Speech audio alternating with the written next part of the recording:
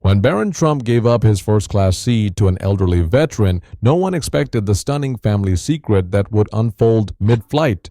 What happened next left the entire plane speechless. The cabin lights flickered faintly as passengers settled into their seats, the usual mix of pre-flight anticipation and mild chaos filling the air. It was a brisk morning at Ronald Reagan Washington National Airport, and Flight 247 to Newark was fully booked. Among the crowd of travelers was a young man seated in first class, a face that many recognized immediately, though his demeanor suggested he wished they wouldn't. Barron Trump, now a teenager standing over 6 feet tall, sat quietly by the window, thumbing through a hardcover book. Unlike others in his family, he rarely appeared in the public eye, but the name attached to his boarding pass meant attention was unavoidable. Across the aisle, an elderly man in his late 70s shuffled into the economy section. His silver hair was neatly combed, his back slightly hunched, and his gait deliberate as he clutched his boarding pass in an aged leather duffel bag. Passengers exchanged glances as the man passed by. His military jacket, adorned with faded patches and medals, told a story of service and sacrifice. Some whispered to each other, wondering about his past, while others simply admired the quiet dignity in his stride. He took his seat near the rear of the plane, wedged between a chatty businessman and a restless toddler. Meanwhile, the flight attendants moved briskly through the aisles, ensuring everyone was seated for takeoff. Just as the cabin door closed, a ripple of tension coursed through the air. The elderly veteran's seatmate had become visibly upset, insisting he needed a different seat. As the veteran apologized for the inconvenience, the commotion drew Barron's attention. From his comfortable spot in first class, he watched the scene unfold. He leaned slightly into the aisle, his brows furrowing in thought. Then, without a word, he pressed the call button for a flight attendant. "Excuse me," Barron said softly when she arrived. "Can I switch seats with the gentleman in the military jacket?" The flight attendant blinked, momentarily stunned. Passengers in first class glanced up from their newspapers and tablets, their curiosity piqued. The young Trump's offer was unexpected, especially in a world where privilege often went unchallenged. But his expression was earnest and his tone left no room for negotiation. "Let me check," the attendant replied, her voice carrying a note of surprise as she walked briskly toward the back of the plane. As Barron stood to grab his carry-on bag, the murmurs in first class grew louder. A woman across the aisle leaned toward him.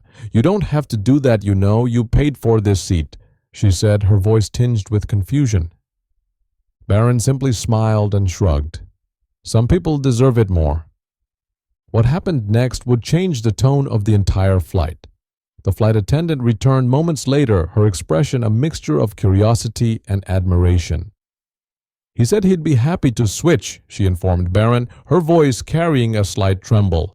It wasn't every day someone voluntarily gave up a first-class seat, let alone a teenager with a name that turned heads. Barron smiled politely and nodded, grabbing his bag before making his way down the narrow aisle. Passengers whispered as he passed, some nudging each other to confirm what they were witnessing. A few even reached for their phones, subtly snapping photos. Barron seemed unaffected by the attention, his focus solely on the man now seated near the back. When Barron arrived, the elderly veteran looked up, confused. "Are you sure, young man?" he asked, his voice weathered but firm. "You don't have to do this for me." "I want to," Barron replied, extending a hand. "Thank you for your service. Please take my seat." The veteran hesitated for a moment as if debating whether to accept the gesture. But the sincerity in Barron's eyes was undeniable. Slowly the man stood, shaking Barron's hand firmly. "Well, thank you. That's mighty kind of you." As the veteran made his way to first class, the murmurs among the passengers grew louder. A young mother in row 15 whispered to her teenage daughter, "Did you see that? He just gave up his seat." The businessman seated next to Barron looked over, raising an eyebrow. "Never seen anything like that on a flight," he muttered, half to himself. Barron slid into the now vacant economy seat, adjusting his tall frame to fit the tighter space. He seemed completely at ease, ignoring the scattered stares from fellow passengers. A flight attendant passed by and discreetly asked if he needed anything, but Barron simply shook his head and opened his book again. In first class, the veteran settled into the plush seat, visibly overwhelmed by the comfort and unexpected kindness. He adjusted the armrest, his hands trembling slightly. A flight attendant approached him, offering a complimentary drink and a warm blanket. "The young man said you should have this seat," she explained. The veteran smiled faintly. "It's been years since I've been treated like this," he murmured. He glanced back toward the economy section, where Barron sat calmly, now absorbed in his book. The gesture had been small in action, but monumental in its impact. For a moment, the cabin seemed to exhale as the tension of boarding dissipated. The passengers settled in and the plane taxied onto the runway. But as the engines roared to life and the flight lifted into the air, the story was far from over. What seemed like a simple act of kindness was about to take a turn that no one could have predicted. And then the veteran spoke. The flight reached cruising altitude and the soft hum of the engines filled the cabin. Flight attendants moved through the aisles with drinks and snacks, but the atmosphere was anything but routine. Passengers couldn't stop glancing between Barron Trump in the economy section and the elderly veteran now seated in first class. Whispers of admiration had spread, but the story was only beginning to unfold. The veteran sat quietly at first, sipping his water and staring out of the window. His hands rested on his lap, the faintest tremor visible. Then, as if compelled by the weight of the moment, he turned to the passenger seated next to him, a middle-aged woman with kind eyes. "I have to say something," he began, his voice just loud enough to be heard. The woman looked at him, curious. The veteran adjusted a small pin on his lapel, a purple heart, and sighed deeply. "That young man who gave me this seat, his family saved my life once." The woman blinked, surprised. "What do you mean?" The veteran leaned back, his voice growing steadier as he began his story. "It was decades ago, during the Vietnam War. I was stationed overseas, far from home, with no family support. I'd been injured badly, shot twice in the leg. When I finally got stateside, I was lost. No direction, no purpose, nothing." His voice wavered, but he continued. "I ended up in New York trying to rebuild my life. I didn't have a place to stay, barely enough money for food. One day, I ran into a man outside a diner who saw me struggling. He didn't just hand me $1 and walk away. He sat with me, listened to my story. That man was Donald Trump's father, Fred."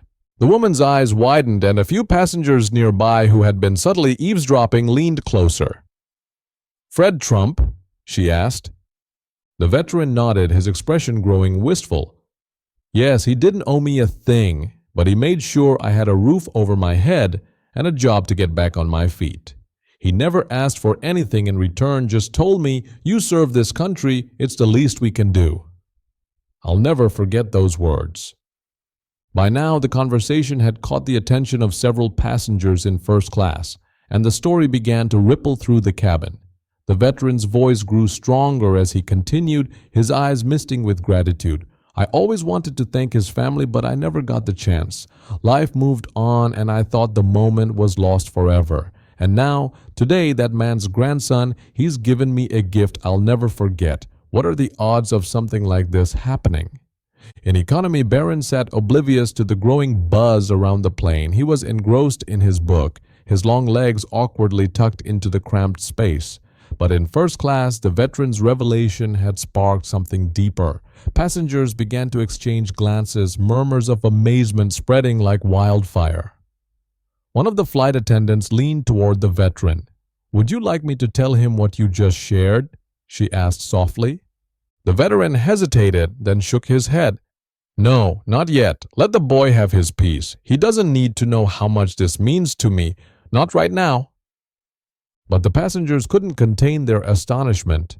What had started as a simple act of kindness now carried a sense of destiny, as if the universe had aligned just for this moment. And then, something even more remarkable happened. The veteran sat quietly for a few moments, his story lingering in the air like an unspoken challenge. Nearby passengers exchanged glances, some leaning in closer to share their own thoughts in hushed tones. The flight had transformed from a routine journey into something far more profound. It was the man seated directly across from the veteran who broke the silence. He was in his early 40s with a tired but approachable face. "I'm sorry to interrupt," he said, his voice steady but tinged with emotion. "But your story really hit home. My grandfather served in Vietnam too. He used to talk about how much it meant when people back home cared enough to help. Hearing what Fred Trump did for you? Well, that's rare, too rare." The veteran nodded, his lips curling into a faint smile. "It's the little things, son. People don't realize how far a small act of kindness can go. Back then, I thought my life was over, but that man's generosity gave me a second chance." Across the aisle, a young mother chimed in, cradling a sleeping toddler in her arms. "You know, my dad used to say the same thing. He wasn't a veteran, but he always told me that when someone lifts you up even just a little, you pass it on. It's like a chain reaction. What Barron did today, it's proof that kindness still matters." The veteran's eyes softened as he listened. It's true, and it's not just about big gestures. Sometimes just being seen, being acknowledged can change everything. That's what Fred Trump did for me, and it's what his grandson has done for me again today. The passengers continued to share their stories, each one more heartfelt than the last. A flight attendant, visibly moved, sat on the armrest of an empty seat near the veteran. "I wasn't planning to say anything," she admitted, "but my brother served in Iraq. He didn't talk much about it, but when he came home, he told me that the people who stopped to thank him or help him out in small ways, those were the moments that stuck with him. Sometimes those moments were the only thing keeping him going." The veteran nodded in understanding, his expression a mix of empathy and quiet pride. "Your brother's right. It's the little things that keep you grounded when everything else feels like it's falling apart." In economy, Barron noticed a few passengers glancing back at him, their faces a mixture of awe and gratitude. He didn't understand the full context of what was happening yet, but he offered a polite nod to one woman who smiled at him. His gesture, though small, had set off a cascade of reflections and connections that no one on that flight could have predicted. The veteran turned to the flight attendant and said, "You know, I've always believed that gratitude doesn't just stop with the person who helps you, it grows. Fred Trump helped me rebuild my life, and I've spent every day since trying to honor that by helping others." Today, Barron reminded me of that mission. It's funny how life works, isn't it? The plane hit a patch of turbulence, jolting everyone slightly, but the mood in the cabin remained steady. The conversations felt like a shared catharsis, as if every person on board was connected by an invisible thread of kindness, gratitude, and human resilience. And just as the plane began its descent, the most unexpected moment of all unfolded. As the plane began its descent into Newark, the conversations in first class quieted. The veteran sat with his hands folded, staring out of the window, deep in thought. Across the cabin, passengers exchanged knowing glances, some still marveling at the unusual turn of events. Just as the captain announced the final approach, the flight attendant who had been listening earlier approached Barron in economy. She knelt slightly to meet his eye level and spoke softly. "I wanted to let you know that the gentleman you gave your seat to, he shared something extraordinary about your family. Would you like to hear it?" Barron looked up from his book. His curiosity piqued. He closed the cover slowly, the title unreadable to those around him. "Sure," he replied simply, his tone calm but intrigued. The attendant hesitated for a moment as if searching for the right words. "Years ago, your grandfather Fred Trump helped him when he was at his lowest point. He said your grandfather gave him a place to live and a job, expecting nothing in return. And today you did something for him that reminded him of that kindness." For a moment, Barron didn't speak. His expression remained composed, but his eyes softened as though the weight of the revelation was settling over him. He finally said, "That's something, isn't it?" The flight attendant smiled. "It is? I thought you should know." As the plane touched down, the veteran stood, preparing to disembark. To everyone's surprise, he walked directly to the economy section, his eyes scanning the rows until they landed on Barron. The young man, now standing to retrieve his bag, looked up in surprise. The veteran extended a hand. "Young man, I wanted to thank you face to face. What you did today, it brought me full circle. Your family has a history of kindness, and you've carried that forward. Never forget how much these moments matter." Barron shook his hand firmly, his voice steady but quiet. "I didn't do anything special, sir." "You deserved it." The cabin was silent now, passengers watching the exchange unfold with rapt attention. Some had tears in their eyes, others wore small, thoughtful smiles. The connection between these two men, generations apart, felt like a living testament to the power of empathy and gratitude. As the passengers disembarked, many paused to thank Barron for his gesture. Others approached the veteran, offering handshakes and words of gratitude for his service. The mood was unlike anything anyone had experienced on a flight before. At the gate, the veteran turned once more before leaving, tipping his hat toward Barron. "You've got a good heart, son. Don't ever lose that." Barron nodded, his usual reserved demeanor softening just enough to show the impact of the words. As he walked toward the baggage claim, he pulled out his phone and typed a brief message. He hesitated, then hit send. The text read, "Grandpa would have been proud of today." This story is a reminder of how one small act of kindness can ripple far beyond its moment, connecting people in ways we never anticipate. Kindness, gratitude, and empathy, these are the values that transcend time and place, creating bonds that endure. If this story inspired you, don't forget to share it. Let's keep the conversation going and remind the world that kindness still matters. And if you'd like more stories like this, don't forget to subscribe and join us next time for another unforgettable journey.